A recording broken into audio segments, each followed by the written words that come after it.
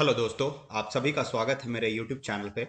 आज की इस वीडियो में हम बात करने वाले हैं कि जो पावर सेक्टर है, यानी जो पावर जनरेटिंग कंपनीज हैं, जैसे कि एनटीपीसी हो गई, रिलायंस पावर, ये सब जो कंपनीज हैं जो पावर जनरेट करती हैं इंडिया में, इनको कोल इंडिया के जो ड्यूज हैं, जो पैसे देने हैं कोल इंडिया के, वो फिलहाल अगर बात की जाए अप्रैल में, तो वो 12,819 करोड़ रुपए है। जैसे आप सभी को पता होगा कि ये न्यूज आ रही थी कि जो कोयले की सप्लाई है, जो पावर जेनेटिक कंपनीज हैं उनको कम हो रही है, और इसका मेन कारण है कि इन कंपनीज के बहुत सारे ड्यूज हैं कोल इंडिया पे, जिसके कारण कोल इंडिया इनको कोयले की सप्लाई नहीं कर रहा है। लेकिन ये सब बातें कुछ ठीक नहीं थी। तो अभी अगर अप्रैल की बात की जाए, तो अप्रैल में जो पावर सेक्टर की जो कंपनीज हैं उनको जो कोल इंडिया के जो ड्यूज हैं, जो पैसे देने हैं, वो 12,819 करोड़ रुपए देने हैं। अगर हम बात करें कि ये अप्रैल में क्या इंक्रीज हुए, डिक्रीज हुए या क्या हुआ है, तो ये अप्रैल में 4.5% इंक्रीज हुए हैं। और अगर इससे पहले की हम बात करें, तो जो फाइनेंशियल ईयर 2022 था, उसमें ये कंसिस्टेंटली ये डिक्रीज होते गए थे। मतलब ये ड्यूज जितने थे वो हमेशा डिक्रीज हो रहे थे।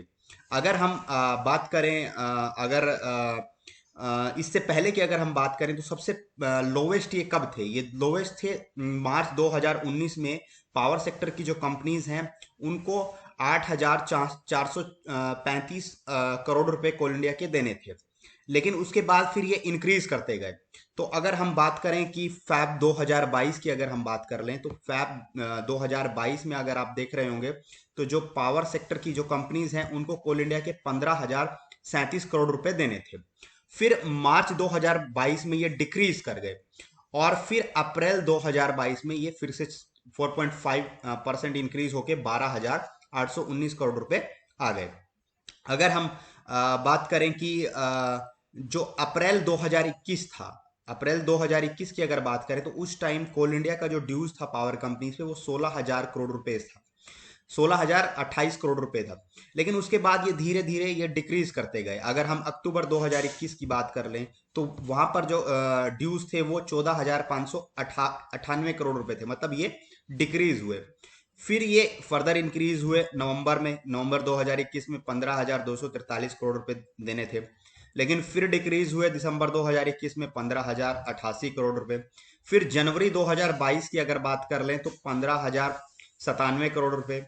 और फिर फैब 2022 की अगर बात कर लें, तो 15,037 करोड़ रुपए देने थे। लेकिन अब अगर इसके मुकाबले आप देखेंगे, तो अभी ये कम है, 12,819 करोड़ रुपए हैं। और ये बहुत बातें उठती हैं कि पावर सेक्टर की जो कंपनीज हैं वो कोल इंडिया के ड्यूज नहीं क्लियर करना चाहती हैं। उसके बहुत सारे रीजन होते हैं, कोल क्वालिटी उसका एक रीजन हो सकता है। लेकिन इनको कोल मिनिस्ट्री भी इस चीज को मॉनिटर कर रही है कि जो कोल कंपनीज हैं उनके ड्यूज क्लियर होते रहें। और इसके लिए एक अगर कोई डिस्प्यूट भी होता है, तो उस डिस्प्यूट को सेटल करने के लिए एक मैकेनिज्म भी है, जिसको बोलते हैं administrative mechanism for resolution of CPSC disputes, यानी एएमआरसीडी इस मैकेनिज्म को बोलते हैं। जिससे कि जो डिस्प्यूट होते हैं पावर कंपनीज और कोल कंपनीज के बीच में, कि कोल क्वालिटी की वजह से हम आपके ड्यूज क्लियर नहीं कर रहे हैं, तो वो यहाँ पर सुलझाए जा सकते हैं। और ये मिनिस्ट्री लेवल की चीजें हैं, और मिनिस्ट्री लेवल पे इनको ऑब्जर्व भी किया जा रहा है, और इनको इन चीजों को मॉनिटर भी किया जा रहा है। तो यही था इस वीडियो में। इसके अलावा अगर आपको कुछ और जानना है, तो आप कमेंट बॉक्स में जान सकते हैं।